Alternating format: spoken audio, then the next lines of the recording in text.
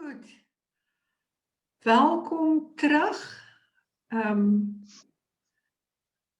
by die kollektiewe trauma reis wat ons saam mee besig is. En vir die wat vir die eerste keer hierso is, welkom vir julle. Ek hoop dit gaan 'n ryk en die moeite werte ervaring vandag vir ons almal wees. Ek wil vra dat ons vandag dat julle soveel as moontlik julle videokameras aanhou asseblief. Ek dink dit maak net vir 'n beter gesprek, 'n ryker gesprek as mense mekaar kan sien. OK. So wat ek wil begin vra met die heel begin, en ek om net terug te gaan na die videokamera aanhou. Ek weet dat mense se koneksies is nie altyd ewe goed nie en dat dit soms moeilik is, maar as dit moontlik is, sal ek dit baie waardeer.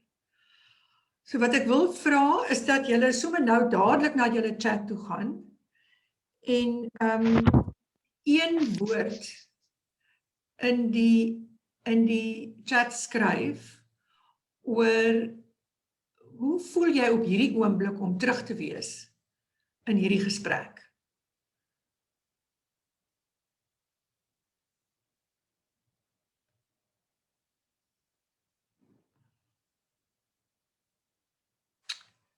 Wian sê hy is dankbaar en Natasha is versigtig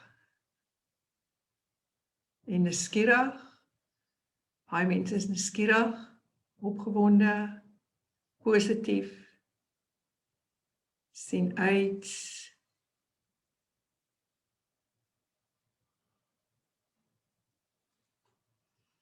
Daar's afwagting. Tom Smits is voel rustig in hierdie oomblik op hierdie plek. Andries voel kalm. Nadine is ook nuuskierig. Ek dink nuuskierig is so 'n goeie emosie om te hê. OK, gestimuleerd is, ek is nie heeltemal seker wie's campus online nie. Wat jy sien uit om aan te gaan. Ek wil graag, terwyl ons te veel is om regtig in die groot groep daaroor te praat, wil ek graag vra dat julle net 'n klein bietjie in julle, 'n kort rukkie, in julle klein groep praat oor julle joernaalinnskrywings en die van julle wat without Gorky kon sien. Ek weet nie hoeveel van julle tyd kon kry om die fliek te kyk nie, wat die indrukke was van dit. So daarin gaan ons in klein groepe verdeel en dan kan julle net met mekaar deel oor wat bly jou by van jou eie joernaalinnskrywings en as jy die fliek gekyk het, wat bly jou by, wat het vir jou uitgestaan? Ek dink nou almal is terug uit die klein groepies uit. OK. Ek wil graag net met julle hierdie diagram deel, want dit gee vir mense baie lekker prentjie van hoe die verskillende vlakke van trauma aan mekaar skakel. Julle sal sien in die ek het vir julle, Dani het in die bronnelys 2 artikels gesit. En hierdie diagram is ook in een van daai artikels. So hoe die vrouens wat die artikel geskryf het sê is die individuele trauma wat 'n mens dan soms in PTSD sien en wat ons sien die individuele gesondheidskwessies en individuele emosionele of sielkundige disfunksie word oorgeplaas in transgenerasionele trauma in, wat amper dan as 'n container, as 'n houer vir die individuele trauma dien. En dan daai kollektiewe traumas, daai transgenerasionele traumas kom dan weer saam en word gedeponeer in die in die trauma van die kollektief, van die groep, wat dan nou 'n etniese groep is, of 'n gemeenskap is. En dan ontwikkel daar in die kollektief sekere identiteitsmerkers, wat ons vandag 'n bietjie meer na gaan kyk. Oor wat 'n mens kan help om te identifiseer hoe lyk, of is dit kollektiewe trauma al dan nie.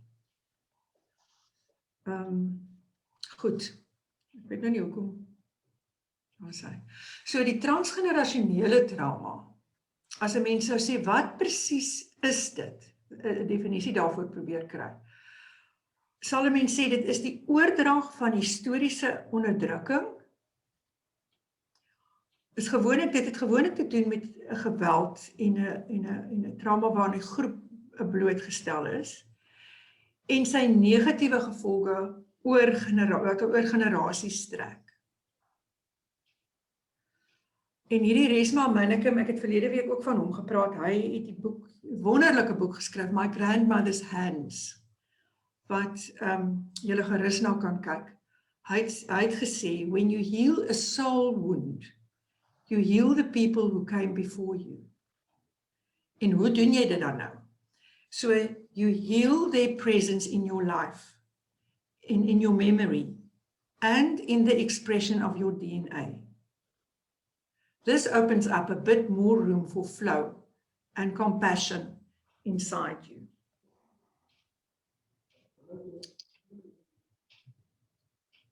Ekskuus tog.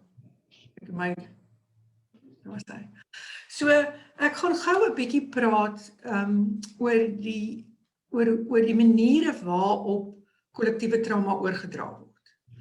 En daar's basies 3 groot, daar's seker baie meer maniere of wyse, maar basies is daar 3 groot groepe of 3 temas hoe mens transgenerasionele trauma soort van erf. Die een is 'n soort van 'n psigodinamiese perspektief. Die ander is uit 'n gesinsdinamika perspektief. Wat gebeur in die gesin wat dan nou soort van meer direk oorgedra word as die psigodinamiese oordrag wat 'n meer onbewustelike oordrag is. En dan die hele nuwe en baie interessante veld van die epigenetika. Soos die psigodinamies praat ons van projektiewe identifikasie. Nou, dit is nou eintlik, as 'n mens dit nou in Bybelse taal wil vertaal, dan sal jy nou gaan na die Israeliete wat die sonnebok in die woestyn ingejaag het, die unblemished bok wat die priesters moes kies en waarop die volk al hulle sondes geprojekteer het, en daar gaan die arme ou diertjie in die woestyn in. En die Israeliete is vir ten minste die volgende jaar dan nou vry van al hulle gebreke en sondigheid. En daai idee, soos julle sekerlik weet, is 'n baie erkende idee in die sielkunde ook. Die idee van om iemand of 'n groep in sonnebokke te vervorm. So hoe die proses werk is op 'n onbewustelike manier. Is daar goed in elkeen van ons wat ons aanstootlik vind of wat ons skaam oor is en nie wil inkorporeer as deel van wie en wat ons is nie.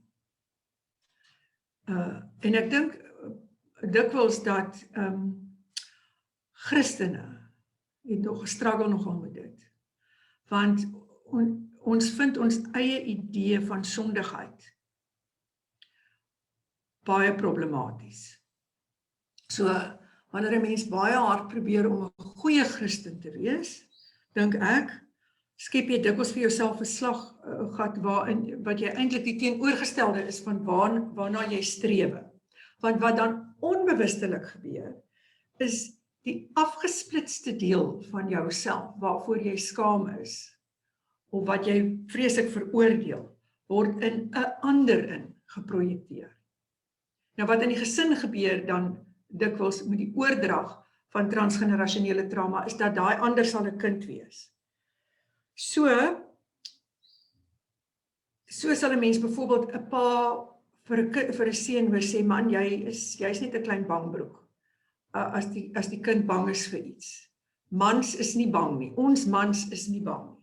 Wat die pa dissosieer heeltemal met sy eie angstigheid, met sy eie vrese. En dan word sy soort van veroordeling van sy klein seentjie se sensitiwiteit oorgedra op die kind en eintlik daar aangeval. En op 'n manier raak daai ding dan so 'n soort van 'n sikliese patroon. Jy weet, mense hou aan om dit wat jy van jouself aanstootlik vind of onaanvaarbaar vind soek na 'n ander op wie jy dit kan projekteer. En daai gevolge op die ander is dan of dat dit het of 'n gevolg dat die ander dit inneem. 'n Klein kind kan nie besluit of hy sy ouers se oordeel wil inneem of nie wil inneem nie. Dit is net so, dit is wat dit is. As my pa sê ek is sleg, dan is ek sleg. So dit raak deel van die kind se identiteit. Of die kind reageer op 'n reaktiewe manier en kry dan ander mense om te traumatiseer of 'n sonnebok van te maak. En ek dink dikwels as 'n mens na hierdie vreeslike nuwe gevaarlike tendens van cyberbullying kyk onder kinders, dan het dit, dink ek, is daar element van dit in.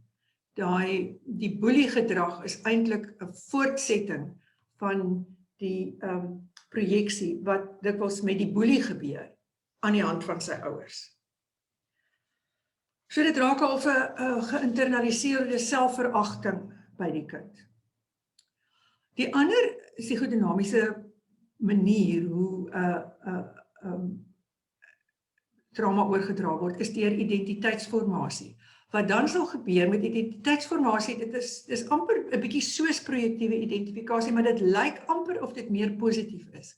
So die ouers sal eienskappe van 'n kind wat vreeslik aanmoedig en bevestig, wat vir die ouer dan ruimte, daai eienskappe sal vir die ouer ruimte gee om aspekte van homself wat hy nie kan verduur nie, te kan aangee vir die kind, of dit kan neerslag vind by die kind. So sal mens dikwels byvoorbeeld hoor, 'n ma sal sê, my dogter is my beste vriendin.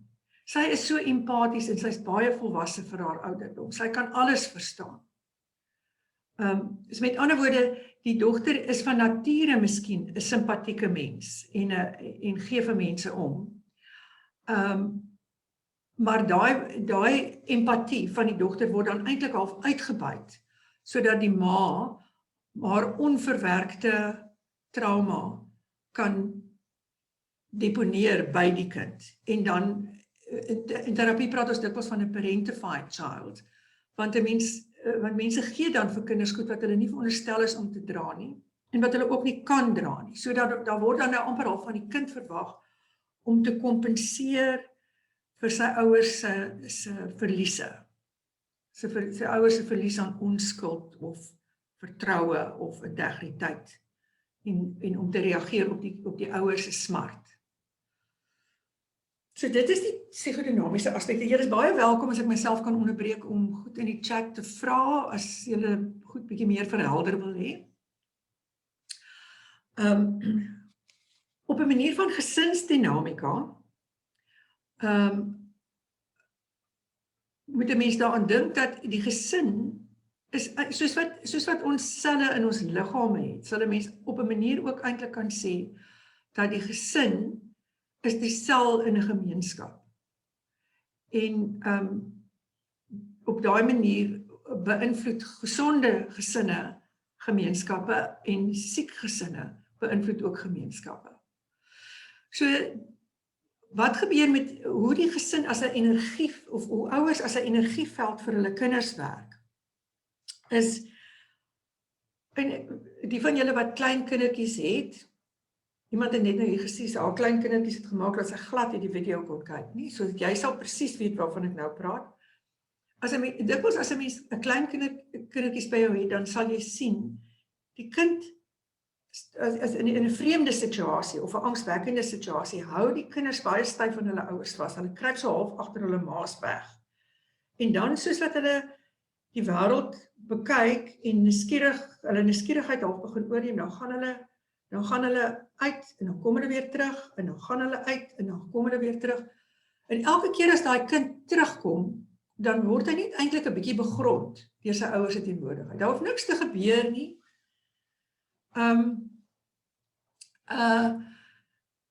Jy hoef ietsie te sê nie. Dit is net die feit dat die ouer daar is en dat die kind ontvang word. Sy angstigheid word ontvang. Grond die kind. En dan kan hy weer uitgaan en ontdek. Maar dikwels as die ouers se eie trauma tot aggressie of swak hegting of afgestomptheid lei, dan word die kind se angstigheid word nie ontvang nie. En dit lei tot 'n sekere mate tot 'n trauma by die kind.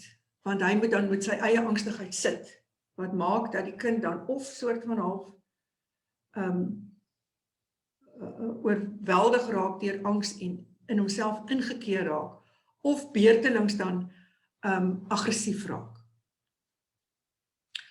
Op dieselfde manier werk die hiërargie van trauma, dat as ouers sit met onverwerkte trauma wat baie erg was in hulle eie lewens, en wat nie geïntegreerd is nie, dan het hulle nie die kapasiteit om aan hulle kinders se trauma aandag te gee nie, en dan word daai trauma altyd soort van half gedismis. Dit is nie so erg nie, wees groter, wees sterker, moenie bang wees nie. En die kind se ervaring word nooit bevestig nie. Mens hoor baie dikwels dat mense dit in terapie sê. Dit wat ek gevoel het, is nie bevestig nie. Het nie saak gemaak wat ek gevoel het nie. Dit was nie ontvang nie. Goed. Dan epigeneties, ek dink op hierdie stadium wil ek miskien weer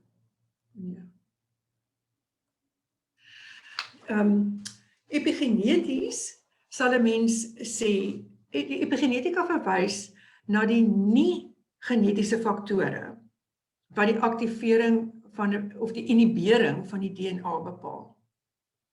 Met ander woorde, die DNA se volgorde, daar word nie verander, daar's nie biologiese faktore hier ter sprake nie.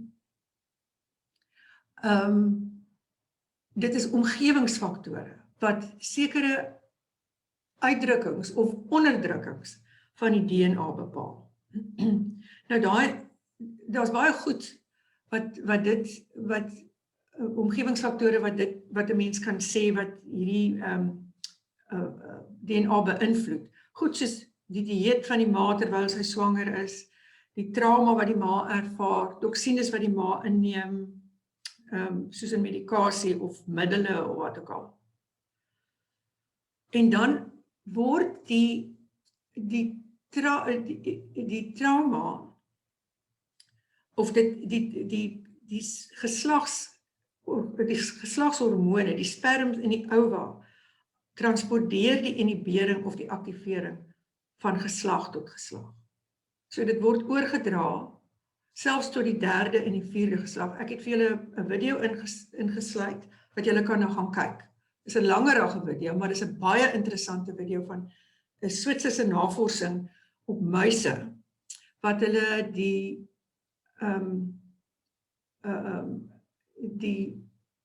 die gevolge van trauma op die baba muisies tot in die 4de en die 5de geslag kon navolg, kon naspeur. Wat nogal 'n angswekkende ervaring of 'n idee is. So van die navorsing daar's navorsing in Rwanda byvoorbeeld gedoen, wat hulle 25 vrouens navorsing gedoen oor 25 vrouens wat swanger was tydens die volksmoord. En hulle het 'n toetsgroep gehad van 25 ander Rwandese ma's wat terselfdertyd swanger was, maar hulle was nie aan die volksmoord blootgestel nie.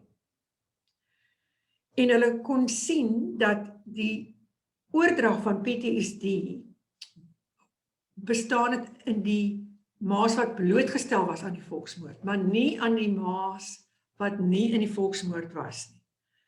So die PTSD is oorgedra deur die feit dat die ma's wat in die volksmoord was of te min of te veel kortisol afgeskei het. En daai kortisol het dit is die epigenetiese markers gewees wat die DNA se ekspressie beïnvloed het. So op daai manier, as 'n mens nou praat van tot in die 3de en die 4de geslag, raak die verlede raak nooit die verlede nie. En die selle word so beïnvloed en verander dat daai psigiatriese simptome en verandering in mense se metabolisme manifesteer van geslag tot geslag. So sal 'n mens byvoorbeeld op 'n fisiese manier, nie net wat psigiatriese kondisies aanbetref nie, maar op 'n fisiese manier sal 'n mens sien dat goed soos diabetes byvoorbeeld of hipertensie oorgedra word van geslag tot geslag. Die wonderlikheid is dat hierdie Switserse navorsing het agtergekom dat as jy kan daai proses van epigenetika omkeer en verander, toe hulle die muise in 'n baie ryker omgewing gesit het. Jy weet wat ook al nou vir 'n muis 'n ryk omgewing is. Jy weet, daar was labirinte en daar was allerlei lekker kaas en sulke goede wat hulle kon eet. Toe het daai traumatiese gedrag, of die gedrag wat na aanleiding van trauma gebeur het toe wel verander. So dit is ook die wonderlike ding, die plastisiteit van die brein, of van die mens en van die genetika, dat dit nie 'n verdoemenis is, dat daar niks mee gedoen kan word. Goed, ek weet nie of daar iemand in die chat is wat iets gevra het of wil sê nie.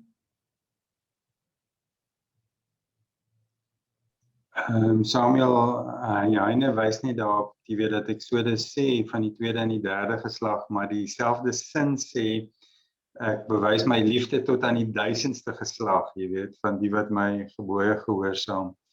So, miskien moet 'n mens dit ook net by aanhaal as jy oor die epigenetiese oordrag praat, jy weet, van dat liefde en trou en sekuriteit en veiligheid ook epigenetiese neerslag vind. Ja, inderdaad so. Goed, Dani, sal jy vir ons daai video wys asseblief? Reg, hier kom die video. Nou moet ek net share druk. But so John, I want to ask, because you are here now. Yes. But you come from somewhere, and you must have been a boy at the end of apartheid, if I understand you correctly, and you know the struggle songs, and you grew up in the township, Yes. in that area. So I have two questions. The one is how did the regime of that time influence your family, the people with whom you grew up, the people in your community, your grandparents and your parents? And then the other question that leads from that, of course, is how did you get here where you are today, and you tell the story about this reconciliation? So those are the two things that I'm so curious about. Yeah, yeah, Hannah, I tell you, it's really an interesting story. I mean, I was born in 1980. I mean, I'm not that old, and but during that time already, I was born in during the apartheid dispensation, Mm-hmm. and growing up. Actually, I was born on a farm, and I grew up on a farm there in a small community of Rosendaal.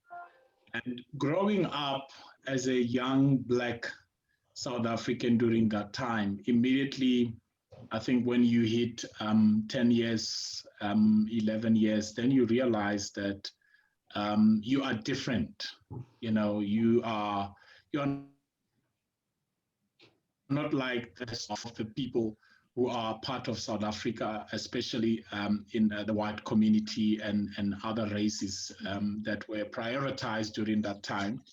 And immediately that has a psychological effect on you as a person, because you look also at the environment that you live in. I mean, during that time on the farms, I mean, you're living on the mud houses, and although I always say to people, you know, if I really think back on my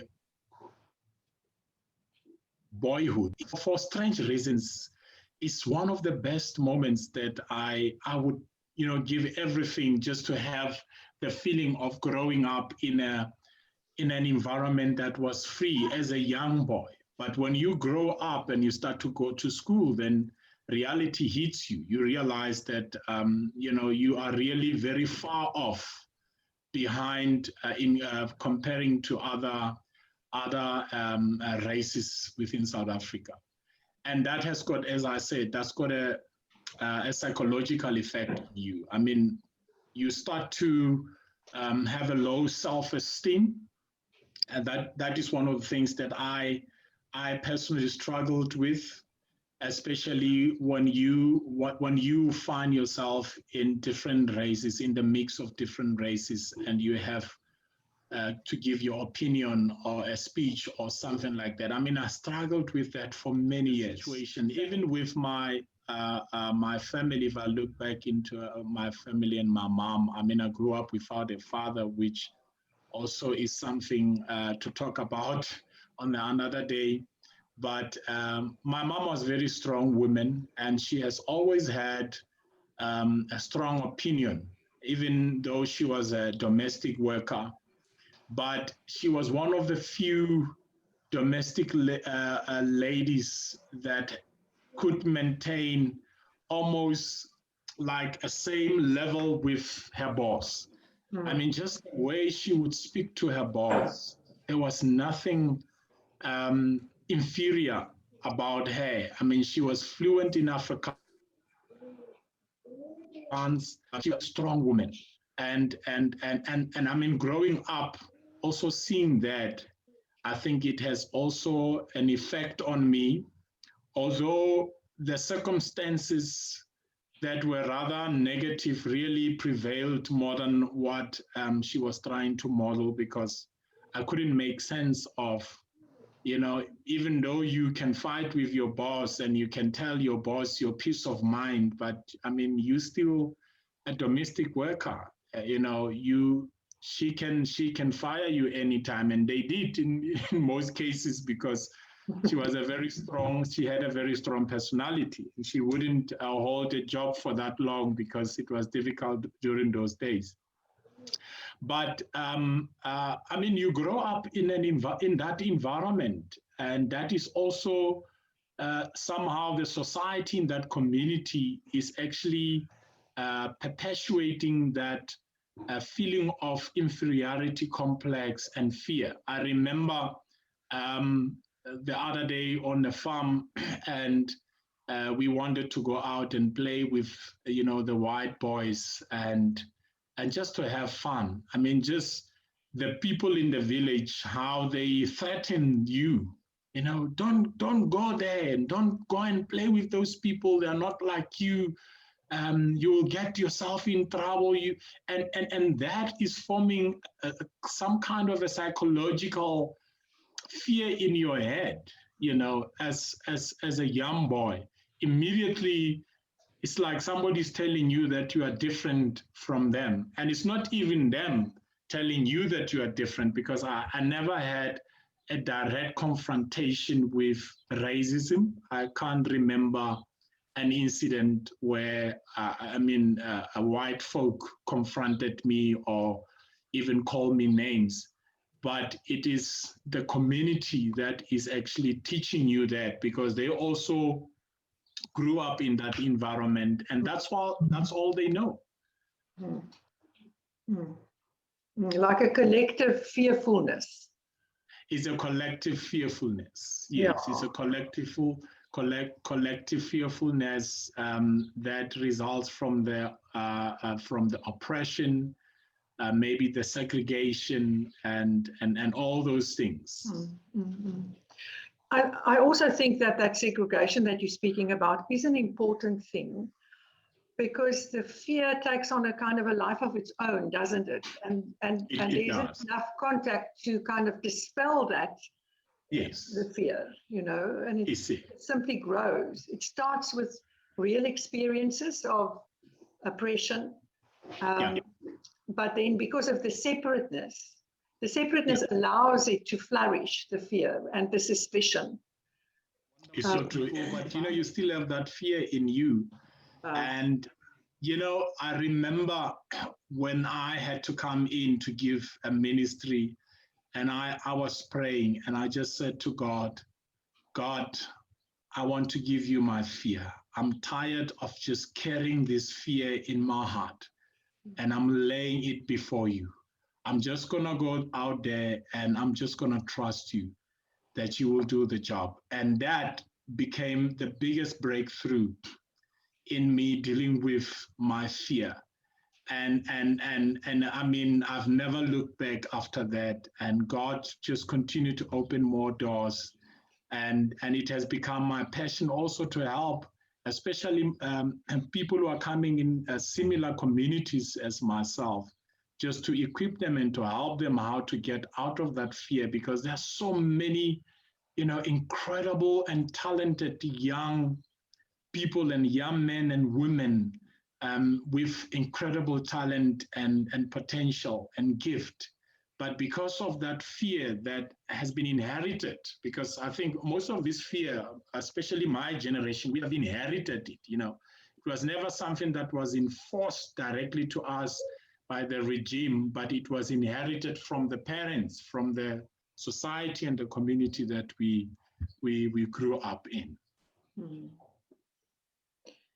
Yes, and that is exactly what collective and ancestral trauma means, is this inherited fear, as if the enemy is alive and well and right there with you, wherever you are.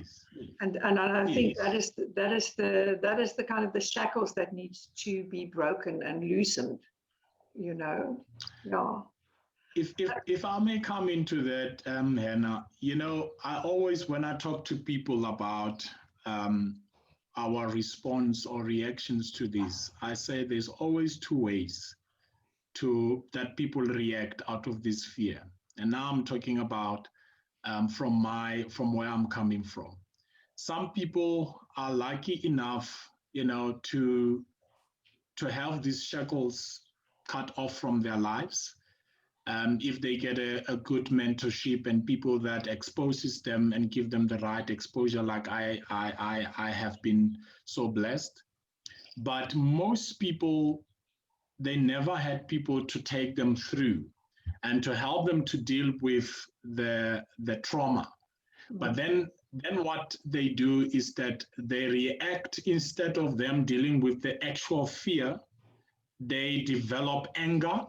And that becomes their reaction to dealing with the past trauma and the racism and all that. And that's why you will find, unfortunately, in South Africa, where, for an example, if a black person is doing something wrong, and a white folk comes and say, hey, you shouldn't be doing that, you shouldn't be thriving like that, immediately the reaction is anger.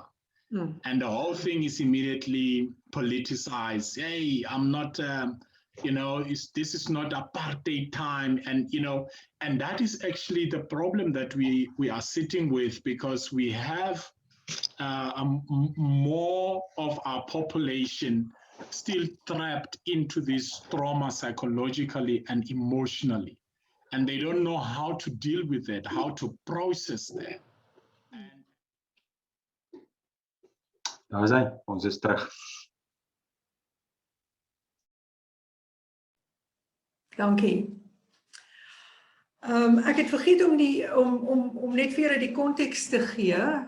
John McTushley is pastoor in Bethlehem en hy vorm deel van 'n vredesgroep in Bethlehem wat na die moord op Brendan Horner besluit het maar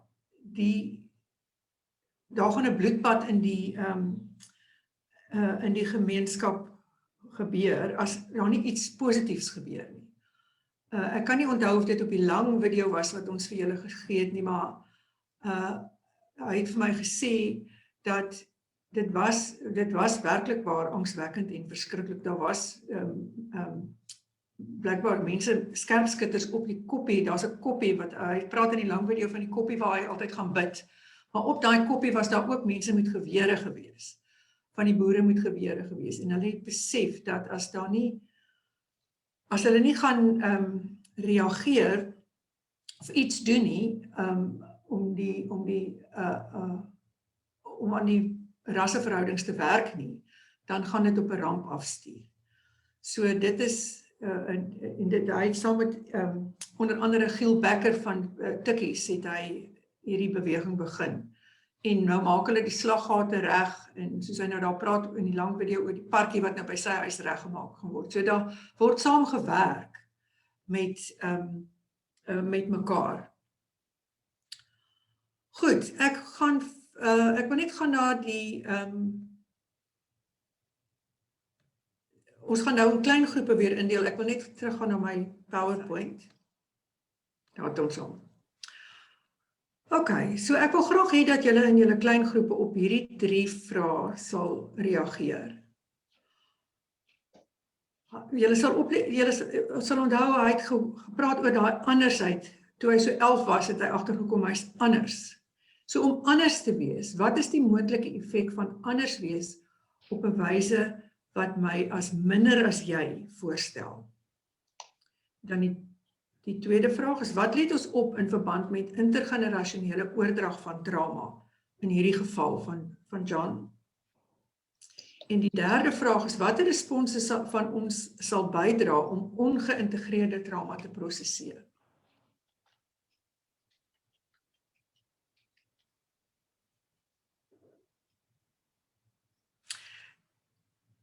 En ons kan miskien 15 minute dan vir hierdie gesprek vat, as mense ja nie.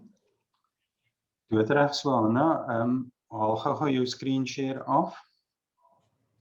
Ek het die vragies ook in die chatbox gepost, net vir julle om dit daar te sien. En miskien sal ek dit ook op die instruksies. Welkom terug. Goed. So ons het so omtrent 7 minute om 'n bietjie terugvoer uit die klein groepe te kry.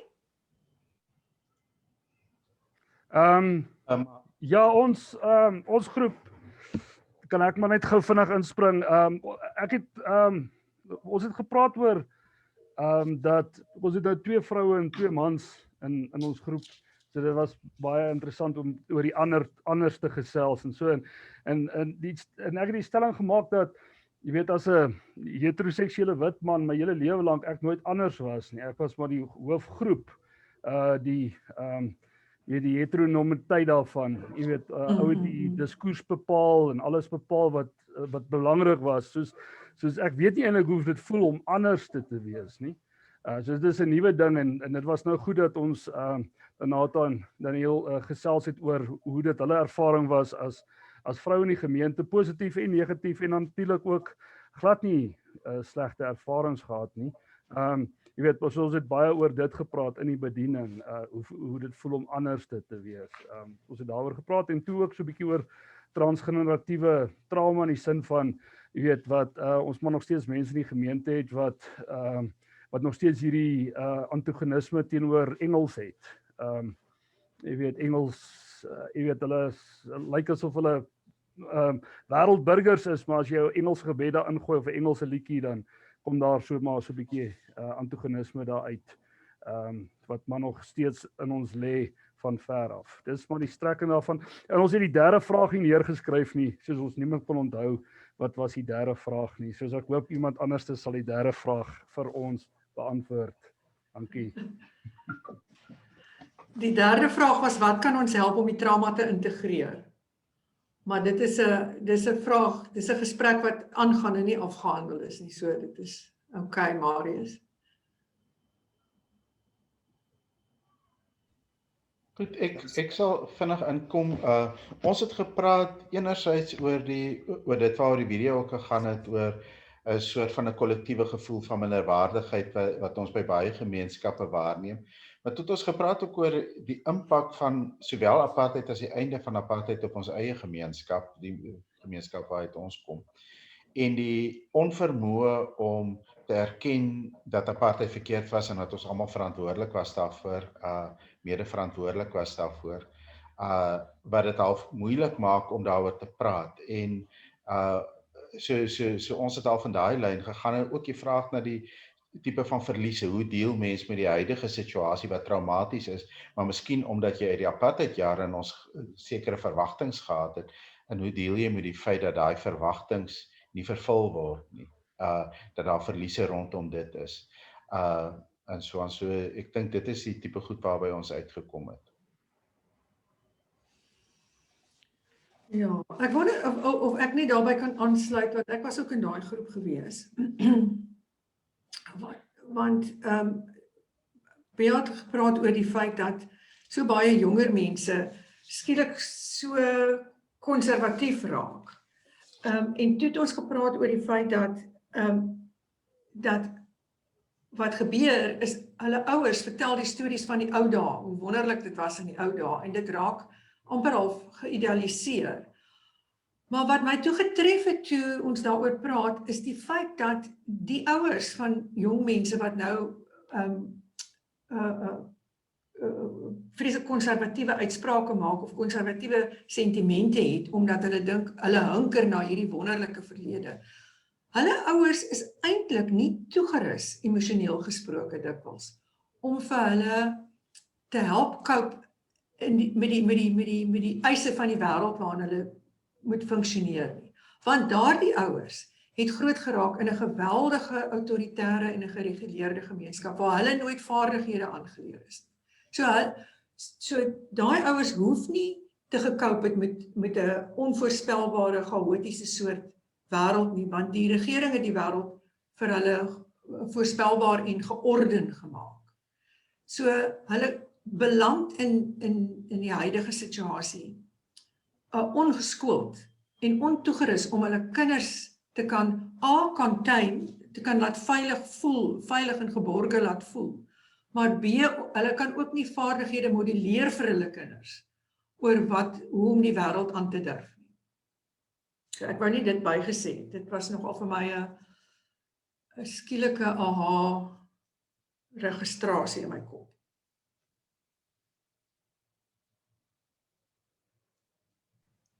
As ek dalk ietsie kan sê van ons groepie oor die derde vraag van hoe prosesseer ons op 'n goeie manier, het ons uitgekom by daar soveel verskillende traumas wat ons almal het. Party mense praat nou oor rasisme en die generasies. Anders sit weer net met ek wil praat oor die trauma van COVID en wat dit op my gemeente het as 'n kollektief en die einde van apartheid, die dat. So ons dink om te prosesseer, ons het vinnig daaraan geraak is om te verstaan wanneer praat ek oor my trauma in die gesprek en wanneer is ons nou eintlik besig met jou trauma en om dan rustig te sit by daai punt en nie te victim Olympics of ja maar wat van dit en die hele tyd al die traumas in dieselfde mandjie te gooi nie, maar om voldoende tyd en aandag en rustigheid te gee oor waaroor praat ons nou, as dit dan ras is, om klaar te praat oor ras en nie te sê ja maar wat van gender nie. Of as ons praat oor gender, maar nie te sê, nou maar wat van dit nie, want ons almal het ons eie insecurities en traumas en die prosesering, dink ons dit is belangrik om nie rond te spring met wat ook al in jou kop opkom nie, maar om mense te eer en te verstaan waaroor praat ons nou, want as 'n wit man kan ek praat oor swart trauma en ras, of ek kan praat oor gender en is nie noodwendig altyd my beurt om oor my ding te praat en my haat vir die Engelse of iets nie. So dis maar net 'n topik wat ons vind in selfs in ons dag tot dag baie gebeur is ons raak distracted omdat ons so rondspring en dan voel mense nie validated nie. Absoluut. Ja, ek dink daai laaste sin van jou is so belangrik, jy weet, dit wanneer ons in hierdie hiërargie van trauma in verstrengel raak in 'n kompetisie, jy weet, ja, maar wat, kom ek vertel vir jou van my, die effek daarvan is dat mense se trauma nie bevestig word nie. En hulle voel nie gehoor nie. Die versoeking is baie groot, want 'n mens se trauma is jou trauma, jy weet. Jou pyn is jou pyn. En 'n mens het 'n behoefte om ook gehoor te raak. So die versoeking is baie groot om in daai kompetisie in te gaan. Is daar nog iemand wat ietsie wil sê van 'n ander groep? Bian?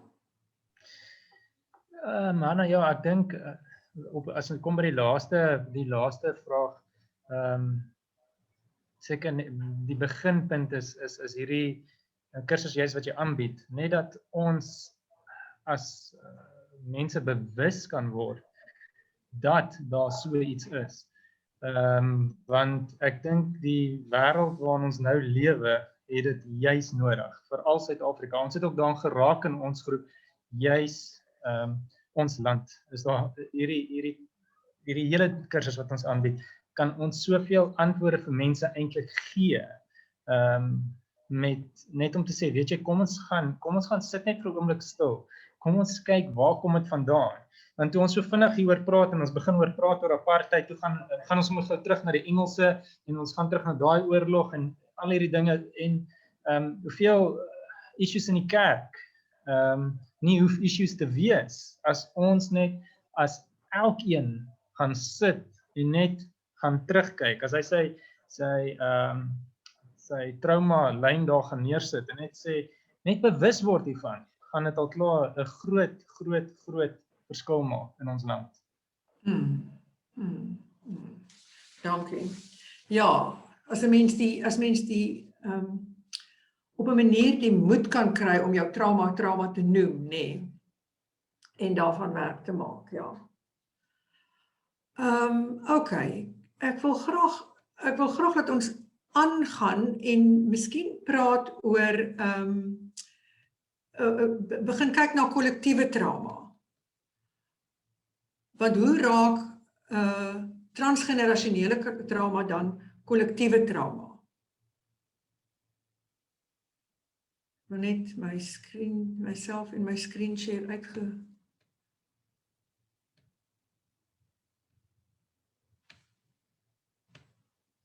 Het julle hom daar? En is hy reg? Groot. Goed. So, ek dink dat, soos dit hier sê, is all cycles of cultural disruption and civil unrest, whether social or economic, emerge in societies as symptoms of suppressed suffering. Ons het net nou ook in ons klein groep gepraat oor, jy weet, wat is die simptoom en wat is die eintlike probleem? Wat sit onder as jy dink aan daai beeld van die ysberg. Die ding wat ek nou hierso sien, die rassistiese oom of so ietsie, is dit iets wat aan die wortel van die kwaad sit? Of is dit 'n onerkende trauma, miskien? En daar sit iets anders onder die oppervlak. So unresolved systemic traumas are passed down through generations and born en masse by the progeny of the previously traumatized. En dan is daar die aanhaling uit Exodus wat iemand net nou gesê het, maar mens met die tweede helfte van hom ook verreken, wat inderdaad so is. Nadine Fresco sê, they transmitted only the wound to their children, to whom the memory has been refused. Dit is vir my 'n verskriklike profound opmerking die, as jy dink oor daai oordrag van trauma, is dat die eintlike herinnering, die kinders, die mense wat die trauma dra uiteindelik, was nie teenwoordig by die insidente nie. Hulle het dit nie belewe nie, maar die wond is wat oorgedra word. En dan is dit natuurlik andersom ook. Jy weet, so dit word transgenerasioneel na kollektief oorgedra en dan die kollektief het natuurlik weer 'n invloed op die transgenerasionele trauma ook. Sodat daar wanneer daar geen bewuslike kennis en erkenning van geweld of vergrype in trauma en trauma in die verlede binne die gesin en of gemeenskap is nie, word kollektiewe trauma verstaan en geïnterpreteer of uitgeleef, gelabel, gediagnoseer as individuele trauma. So mens moet die interaktiwiteit van die verskillende forme van trauma naspeur. Jy moet eintlik oplet. Hoe is die kollektiewe trauma gekonnekteer aan die transgenerasionele trauma? Hoe is dit gekonnekteer aan individuele gedrag? Want die trauma word op individuele vlak ook uitgelewe, of veral uitgelewe, beide kollektief en individueel. Goed, Dani, sal jy vir ons hierdie video's net gou speel. Hier is 'n 5 minute video wat net 'n baie lekker metafoor is van hoe trauma, om te dink oor kollektiewe trauma. Ek speel hom. Okay.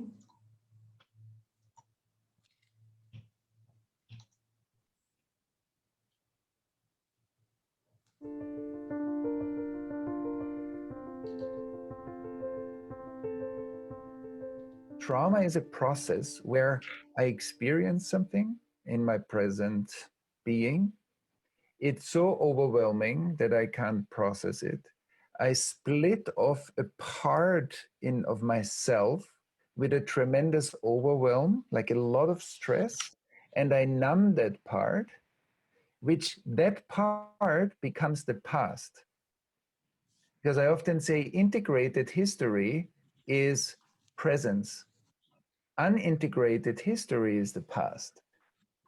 So when we have now a bubble or a pocket of past, it creates kind of a mirror future that is not the real future. That's not what you would say in your presence, in going deep down into the you and harvesting from the source or awareness itself, future inspiration. No, it's the future that's needed to integrate that past. And a lot of our humanity's past has been created by very, very difficult and a lot of transgressions of the law of living with each other. So a lot of pain has been inflicted, let's say millions of people being put in concentration camps. That's a lot of pain. That's a lot of dissociation. That's a lot of atrocities. And so once that past has been created, it needs to, for healing and integration and restoration, integrate itself with the future mirror bubble that comes back to vertical alignment. And that's why I love your work with the vertical literacy, that that vertical alignment is only possible when we restore life. So that bubble of past becomes empty, absent seeing and absent sensing. And that's pretty amazing, because we might think, okay, I see the world and I sense the world, at least partly. But then we find out, oh no, the absent parts of our social and individual lives are basically parts where we don't see and we don't feel. And I think that's pretty powerful, that in order to come back to sensing and seeing, we will have to tend to what has been excluded. And what has been excluded, I often say these traumatic events are crazy war scenes that you see on your TV, like you see a movie, and then it's so loud that you take the remote control, you mute it, and then we take the TV set and we throw it into the ocean. And then slowly, while it's still playing, it sinks into the ocean. And in our collective oceans, there are millions of TVs that are still running and playing the scenes that have been muted, stuck in time. They are prisoners of time. And that's when I learned, wow, all through the groups I have seen, wow, all those TVs, all those dissociated and split off bubbles, they're still, like, they are affecting the next generations, and the next generations, like us. We have been born into the fragmentation of our former generations. So we don't know the world without trauma, which means we made trauma normal. Because it doesn't show up as trauma like, wow, we don't meet everybody after a car accident. We meet people at the university, at the workplace, at, you know, our partners, our life partners. We only find out over time what are actually the symptoms of the trauma history that we biographically have, but way more important, not more important, but way more hidden, let's say, the ancestral and our collective past. And that's when I came to understand that it's so important to do individual trauma work, but it's super important to set it, to bring it into a much bigger context, that the trauma is not a standalone thing. So when I saw, and love the quote of Goethe, that it's always opening up a new organ in us, and that we open up the tremendous capacity of hosting the world in us, but trauma shuts it down. And when we are traumatized, the world that appears in us, in our perception, is way smaller than the world that we live in, and we create many more side effects.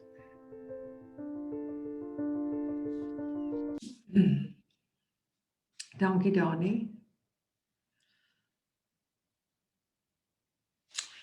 Ja, is dit nie 'n mooi uitdrukking daai? Die kapasiteit om die wêreld te ontvang binne ons nie. As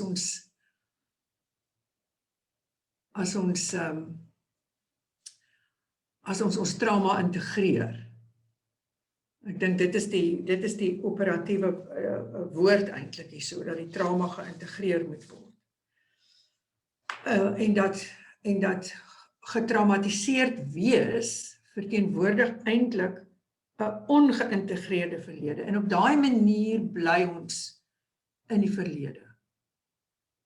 Dit is wat hy hierso sê, met daai beeld van die TV's wat so in die see gegooi word. Soos wat die psigoanalise praat van 'n self-fulfilling prophecy, word daar dan eintlik op 'n kollektiewe manier, dink ek, die omstandighede 'n spieelbeeld geskep half, wat mens nodig het om die verlede te kan integreer. So ons besoek dieselfde tema oor en oor, en daai spieelbeeld bevat altyd die dele wat ons nie wil sien, of wil hoor, of wil voel nie. En wat die gevolg dan is, dat die huidige, die teenwoordige, word eintlik verarm, of dit word half uitgestel, omdat ons betrokke is by die verlede op 'n abnormale manier.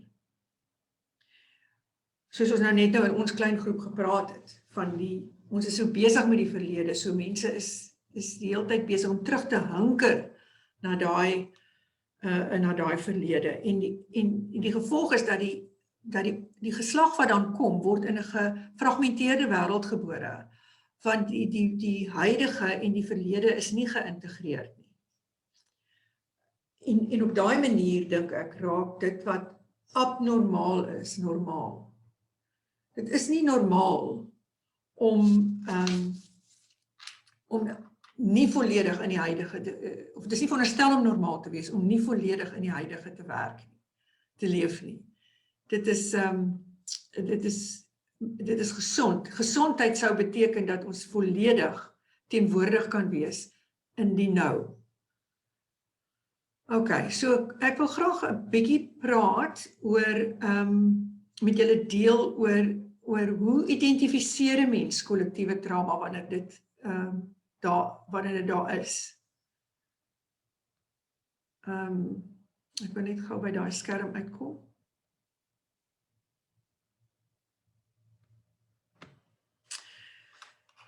So, daar's baie spesifieke merkers wat vir ons daarop aandui dat 'n groep of 'n gemeenskap is eintlik kollektief getraumatiseerd.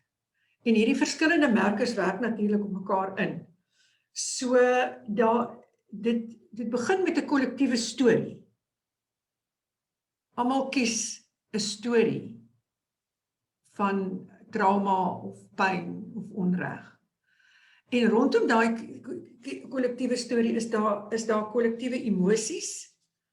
En is daar ook 'n kollektiewe minds of wêreldbeskouings.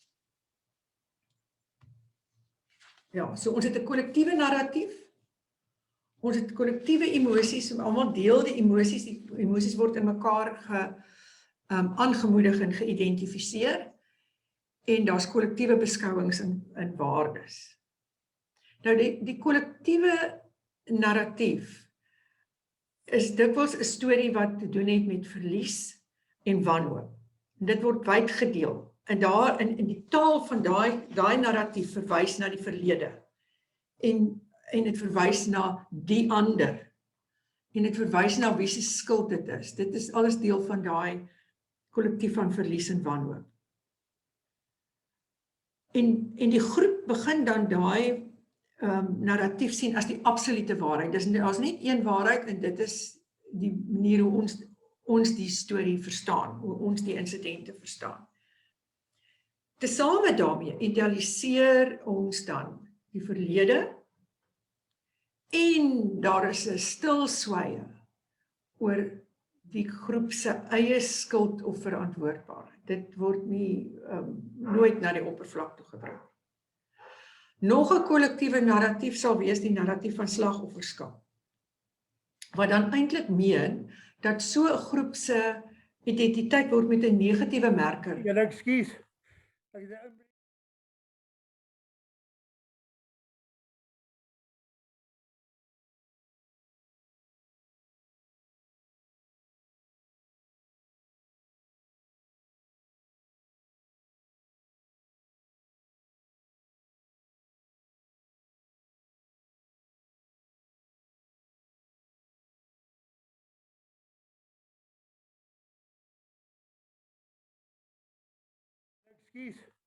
Ek het 'n inbreker in my huis. Ek's by 3 Swellekomstraat, Sekunda. Hy het my aangeval. Ek dink hy's nou besig om te probeer vlug. So bel net die polisie en sê vir hulle asseblief. 3 Swellekomstraat, Sekunda. Gee my net weer jou adres, Samuel. 12 3 Swellekomstraat, Sekunda. 3, watter straat, Anna? Kon nie mooi hoor nie. Is die Telekomstraat nie? Okay. Swellekom, ja. Ons sal gou. Okay, julle gaan julle aan. Ek sal gou reël dat ons bel. Dankie hoor.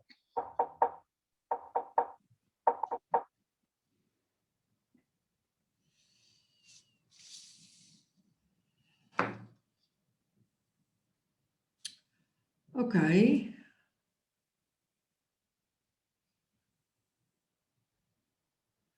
Dit is 'n baie interessante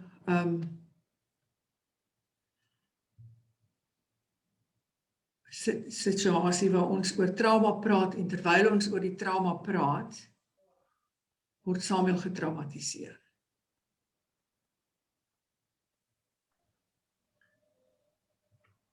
Hanna, ek weet nie, ek dink ons almal sit hier, kan ons nie maar net gou vir Samuel bid nie. Ek weet nie of iemand wil voortgaan en dan net vir Samuel bid in sy omstandighede en ja, ons weet nou nie wat daar gebeur nie. Okay. Miskien kan ons net 'n paar minute gee en wie ever wil bid kan bid.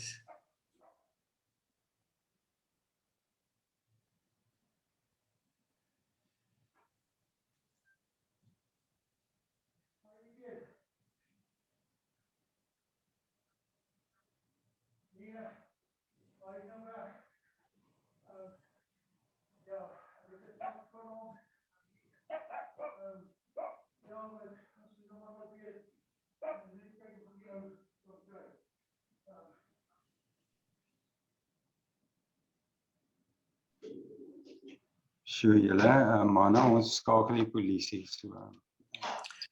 So Dani, wie aan het voorgestel dat ons miskien vir Samuel net sal bid. Goed. Dis nou in daai space.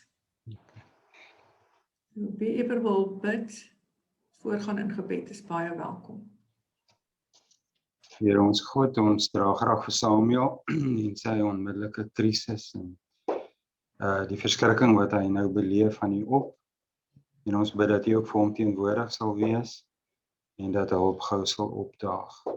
Here, woorde is nou maar min om ons eie verskrikking te verwoord en die afstand maak dat mense nou regtig gediskonnekteer voel en terselfdertyd so ingesleep ook in daai stukkie ellende wat hy beleef.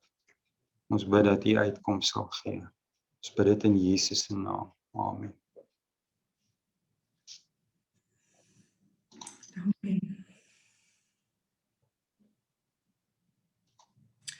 Ja, so. Dit los 'n mens op 'n in 'n plek wat vreeslik ontwrigd voel en geskok voel, verskrik voel. En emosioneel voel.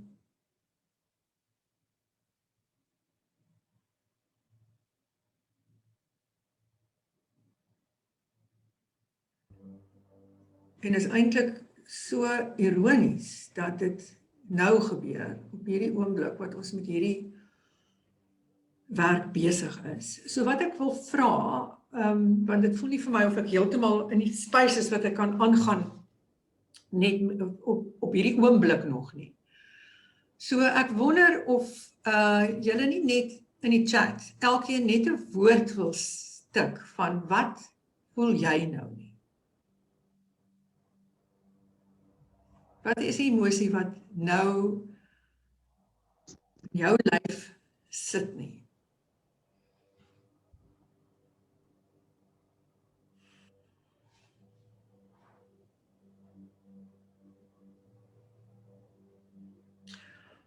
So ons is oor die hele spektrum van emosie, soos ons nou hier is. Geskok, bang, moedeloos, magteloos, moedig, hartseer.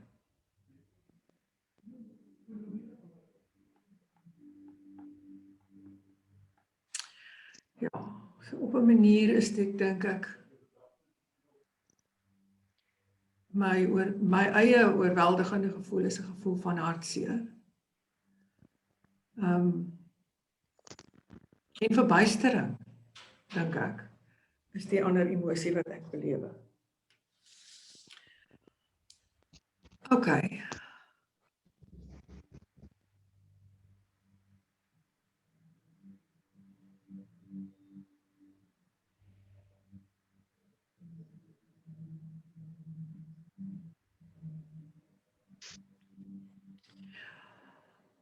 Ek dink, ek is nie heeltemal seker wat om nou te doen nie.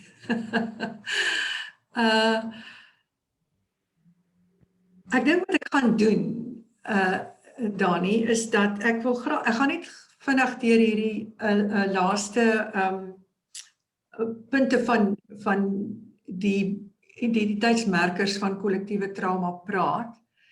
En miskien moet ek dink ek moet ons dan, dit gaan nie ons gaan nie heeltemal aan die einde van die sessie wees nie.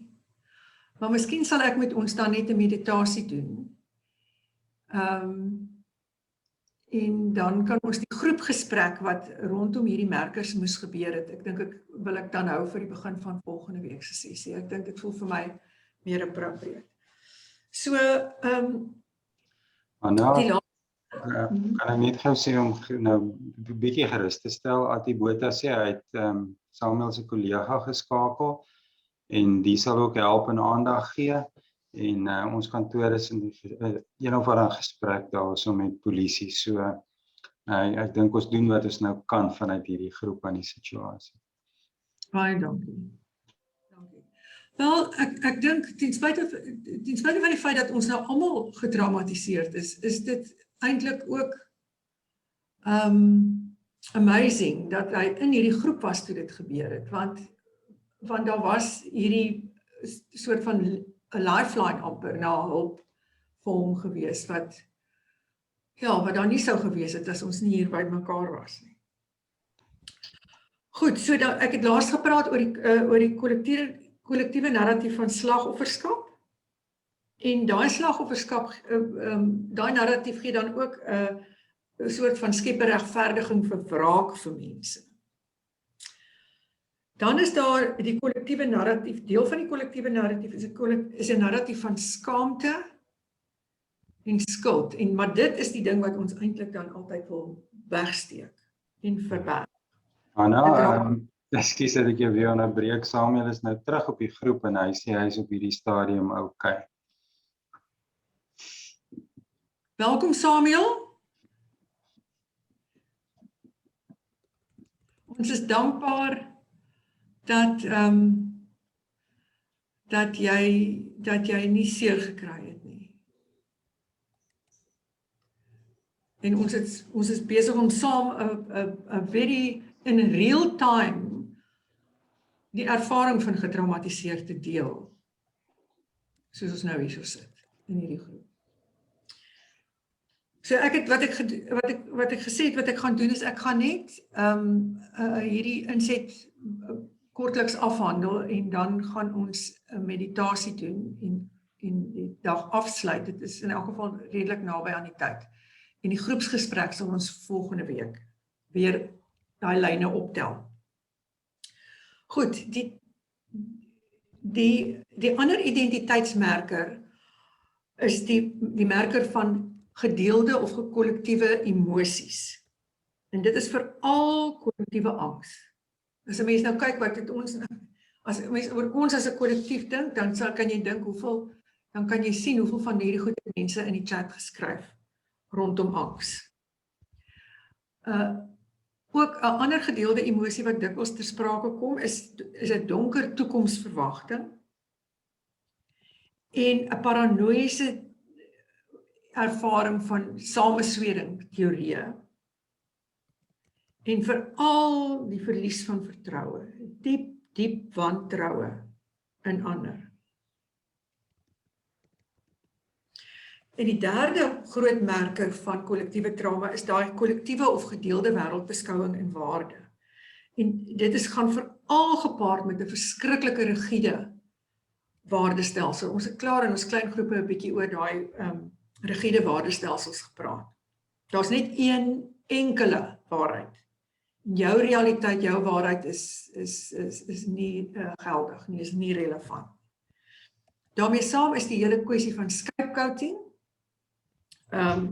en vooroordeele, daai confirmation biases wat ons so van praat.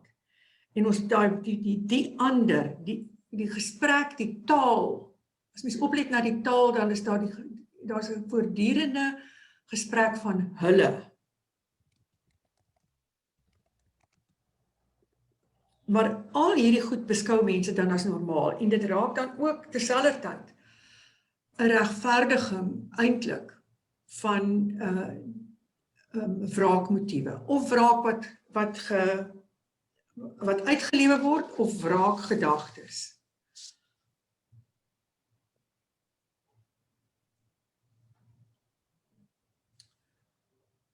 Okay. So 'n groep getraumatiseerde mense kies 'n trauma. Daar's altyd wat hulle voorsê 'n chosen trauma. Wat die insident beskryf waar mense geviktimiseer is of verneder is of hierdie hulpeloosheid ervaar het wat ons nou van baie beleef het. En daai traumatiese wat dan gebeur is hulle mitologiseer die trauma. Daar word 'n hele storie rondom hierdie trauma gemaak en dit raak dan ons identiteitsmerk. Nou 'n storie van 'n voorbeeld van dit, van hoe hierdie gekose trauma oor geslagte identiteit vorm en bydra tot die hede se geweldige destruktiewe gedrag, sit in die Bosniese konflik van die 1990s. Nou in 1398 het die Ottomans die Serbiërs aangeval en hulle leier, hulle tsaar doodgemaak. En die Serbiërs het blykbaar vir 600 jaar hierdie verskriklike pyn gekoester. En daai trauma van die Ottomans se moord, die slag van Kosovo, is van geslag tot geslag in die Serbiese kultuur oorvertel aan kinders, sodat dit so 'n deel van hulle identiteit geraak het, dat dit eintlik nie meer 'n identiteit was, sonder dat daai trauma nie deel daarvan was nie. So die Serbiërs het eintlik 'n halwe onvermoë gehad om oor hulle verlies te rou, oor die verlies van daai trauma te rou. En terselfdertyd het hulle ook 'n onvermoë gehad om die versoeking van wraak en victimisering te weerstaan. Sodat toe dit by die onderverdeling van Servië kom, of Bosnië kom, toe was dit eintlik die lont wat die kruitvat laat ontplof het. En dit was amper asof daar of tyd verval het in die vervolging van die Bosniese moslems deur die Serbiërs. Dis amper asof daai 600 jaar net gekollaps het. Hulle praat van 'n time collapse. Waar die wraak gepleeg is asof die slag van Kosovo nie 600 jaar gelede gebeur het nie, maar net die vorige jaar. So dit is 'n voorbeeld hoe hierdie kollektiewe trauma gekoester kan word en op die ou end eeue later kan manifesteer in geweld en in oorlog en sistematiese verkrachting. Daar was geweldig, ek kan nie meer die syfers onthou nie, maar ek dink dit is iets soos 500,000 vrouens wat verkragt is. Dit voel nou vir my te veel, maar dit is 'n geweldige groot getal mense, vrouens wat sistematies verkragt is deel van daai geweldpleging in die 1990s. So die vraag wat ons volgende week na sal kyk, het te maak met waar sien ons hierdie identiteitsmerkers, wat ek net van gepraat het, waar sien ons daai identiteitsmerkers in Suid-Afrika uitspeel? Maar dit is nou die gesprek wat ons volgende week ons sessie mee sal begin. Wat ek graag nou vir julle wil vra om te doen, is om in julle, soos ons verlede week gedoen het, regop in jou stoel te sit, en jy kan jou oë toemaak as jy wil, jy kan jou video afskakel as dit vir jou sal gemakliker wees, en raak bewus van jou lyf. Voel jou voete op die grond, anker jou voete,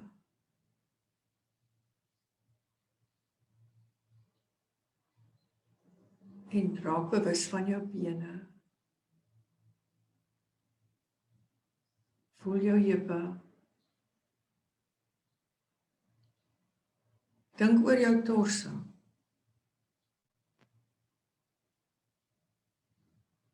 Verbeel jou ruggraat. Sien jou skouers. Hoe jou arms van jou sleutelbene af uitvloei. Dink oor jou hande. Ontspan jou hande in jou skoot. Dink oor jou nek. En raak bewus van hoe die vertebra op mekaar rus. Dink oor jou skedel. Ontspan jou kakebeen. Ontspan jou kopvel. Raak bewus van jou asemhaling. En asem in en uit. En in en uit. En in en uit. En terwyl jy so asemhaal, verbeel jou 'n helder wit warm lig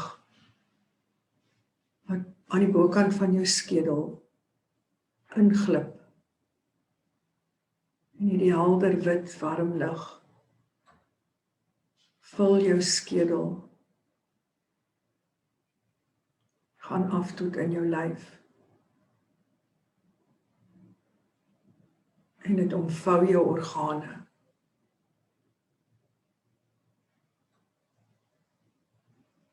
En dit gaan af met jou bene. Gaan in jou voete in. Al jou tone. Gaan by jou voetsole uit. Glip in die aarde in. En vestig jou. En wortel jou. By die plek wat jy nou is. Hier is jou plek. Waar jy hoort. Hierdie kontinent. Hierdie wêreld.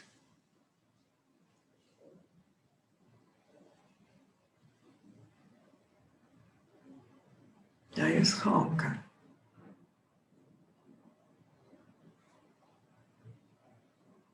En as jy reg is, kan jy jou oë oopmaak en terugkom in die kamer.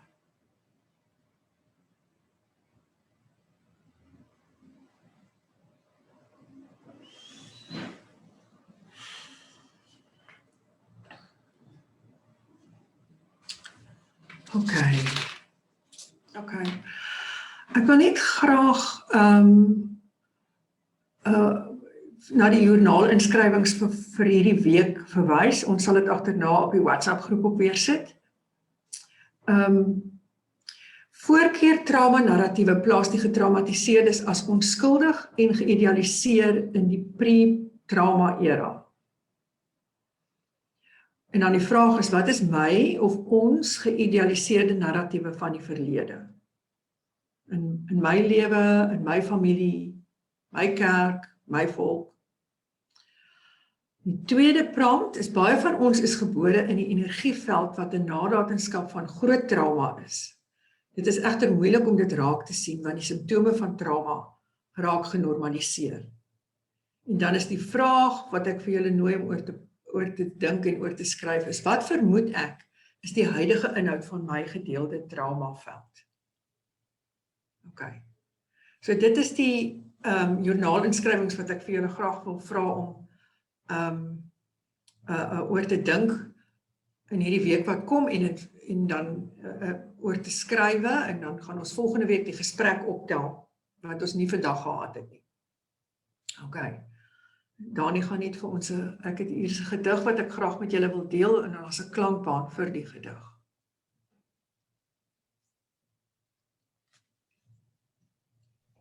Nou as ek nou die klank speel dan gaan hierdie teks afskakel.